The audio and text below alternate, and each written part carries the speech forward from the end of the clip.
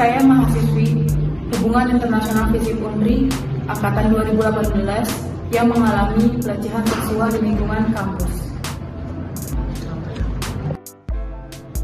Kronologi pelecehan seksual yang saya terima tersebut terjadi pada tanggal 27 Oktober pada hari Rabu jam 12.30. Saya ingin menemui Bapak Syafriharto untuk melakukan bimbingan proposal skripsi. Saya melakukan bimbingan proposal skripsi di ruangan dekan FISIP Unri. Di dalam ruangan tersebut kami hanya berdua, tidak ada orang lain di dalam ruangan tersebut selain kami. Bapak Syafriharto mengawali bimbingan proposal skripsi dengan menanyakan beberapa pertanyaan yang menuju kepada personal life saya tentang pekerjaan, tentang kehidupan. Namun dalam percakapan tersebut beberapa kali Pak Syafriharto mengatakan kata-kata yang membuat saya tidak nyaman, seperti ia mengatakan kata-kata I love you yang membuat saya merasa terkejut dan sangat-sangat tidak menerima perlakuan Bapak tersebut. Lalu setelah bimbingan proposal itu berjalan dengan lancar, saya hendak berpamitan dengan Bapak Syafriharto. Ketika saya ingin menyalin Bapak itu untuk berpamitan, namun beliau langsung menggenggam kedua bahu saya, mendekatkan badannya kepada diri saya, lalu beliau menggenggam kepala saya dengan kedua tangannya. Setelah itu ia mencium pipi sebelah kiri saya dan mencium kening saya. Saya sangat merasa ketakutan dan saya langsung menundukkan kepala saya. Namun Bapak Syafriharto segera mendongakkan kepala saya dan ia berkata, mana bibir, yang membuat saya sangat terasa terhina, membuat saya terasa terkejut, badan saya terasa lemas, saya ketakutan.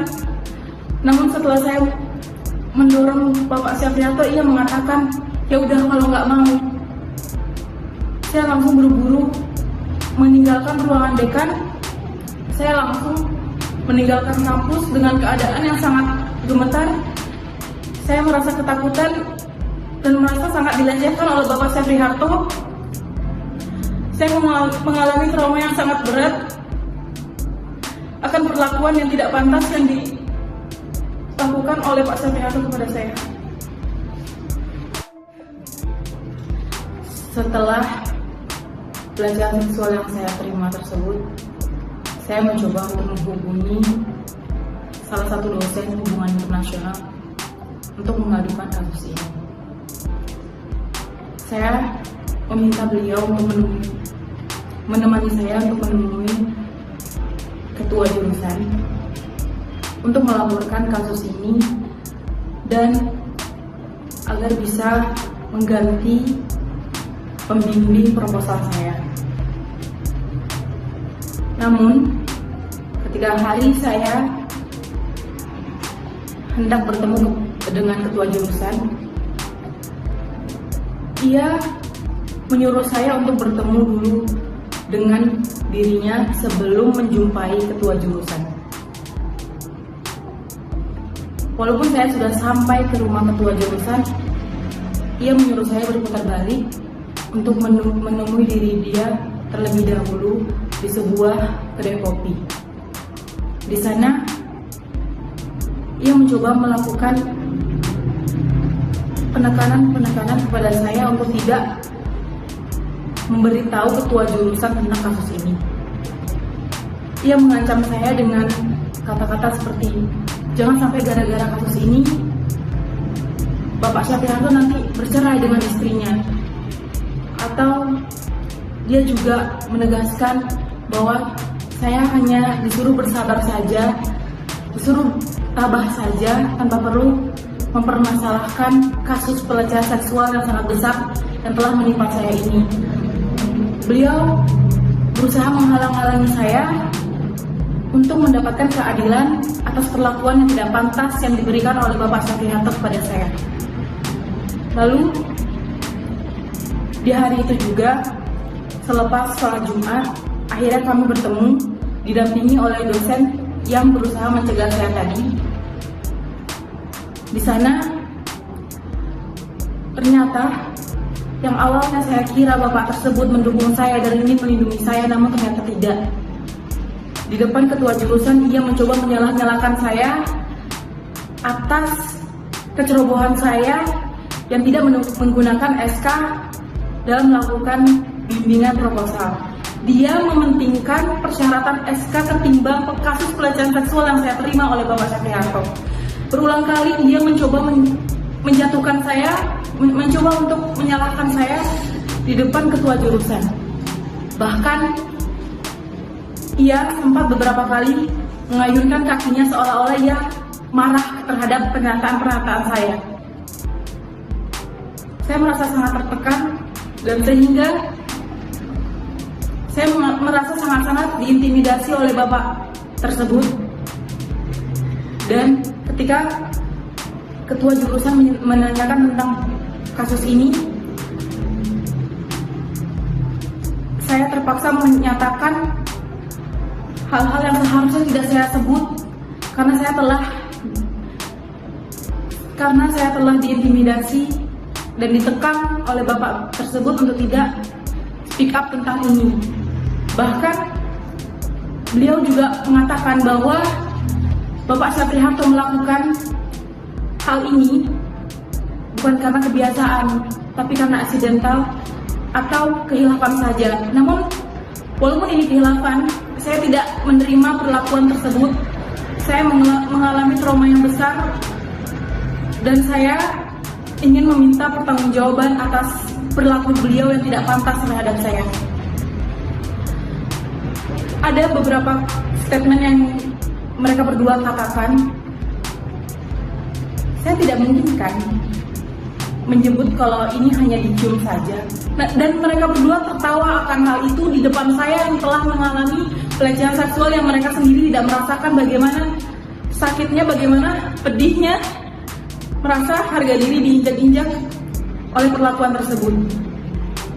Sehingga saya merasa tidak ada perlindungan, tidak ada kepedulian dari pihak jurusan, dan ada beberapa pihak yang mencoba melindungi Bapak Syafriharto tanpa mereka pedulikan tentang kasus ini. Bahkan setelah itu mereka mengatakan bahwa saya tidak boleh speak up, saya tidak boleh menceritakan hal ini kepada orang lain, cukup saya aja yang mengetahui ini.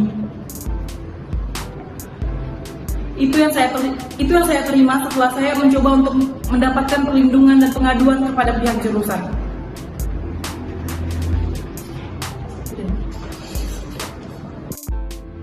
Setelah saya mencoba melaporkan kasus pelecehan seksual yang saya terima tersebut kepada ketua jurusan, dosen yang mencoba mengintimidasi saya mengatakan bahwa saya harus bertemu atau menghubungi langsung Bapak Syafriharto dan mencoba untuk mempertemukan kami secara langsung. Beliau tidak memikirkan dan tidak mengerti bagaimana perasaan saya sebagai korban dipaksa untuk menemui pelaku yang bahkan ketika saya membayangkan wajah Bapak tersebut, saya mengalami ketakutan yang sangat luar biasa. Dosen tersebut sangat-sangat jahat kepada saya. Dan setelah itu, Bapak Syafriharto mencoba menghubungi saya berkali-kali dengan nomor baru yang tidak saya ketahui. Dan beliau sempat mengirim pesan kepada saya dan mengatakan, kok telepon Bapak di reject, yang membuat saya merasa sangat diteror, merasa sangat ketakutan akan tindakan-tindakan yang dilakukan oleh Bapak Syafriharto. Dan dosen yang mengintimidasi saya tersebut berusaha berkali-kali untuk membuat saya mengangkat telepon Bapak Syafri Harto. Lalu Bapak Syafri Harto mencoba menghubungi keluarga saya dengan belantara, namun beliau berdalil dan mengatakan bahwa ia mencium saya hanya sebagai anak. Namun keluarga saya membantah dan memarahi pelantara tersebut, mengatakan bahwa kalau memang anak, kenapa harus minta bibir? Kenapa harus berkata mana bibir? Apakah perlakuan orang tua kepada anak harus seperti itu? Itu yang membuat saya sangat-sangat terhina, di mana Bapak itu masih tidak jujur dan Bapak itu masih melakukan pembelaan atas perlakuan kejinya terhadap saya. Keluarga saya dan saya tidak menerima perlakuan tersebut. Kami tidak sama sekali bisa memaafkan perlakuan keji Bapak Syafri Harto terhadap saya.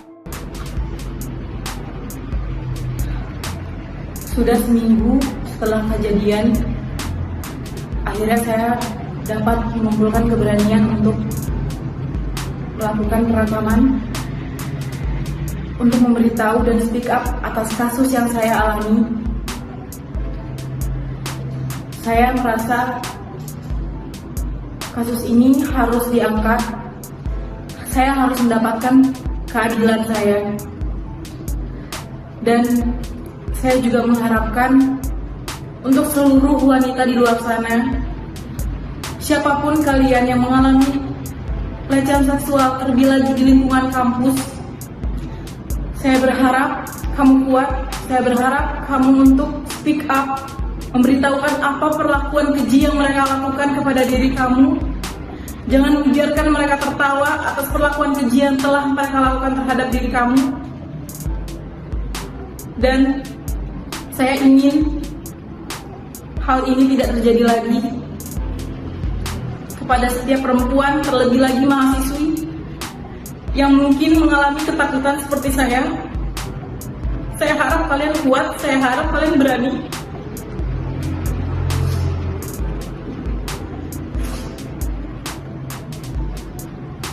Saya tidak ingin mereka dengan santainya melakukan pelecehan seksual dengan kita wanita yang tidak memiliki kekuatan untuk membalas. Saya harap saya mendapatkan keadilan dan pelaku dihukum seberat-beratnya, mendapatkan hukuman yang pantas atas perlakuan keji yang dia berikan terhadap saya.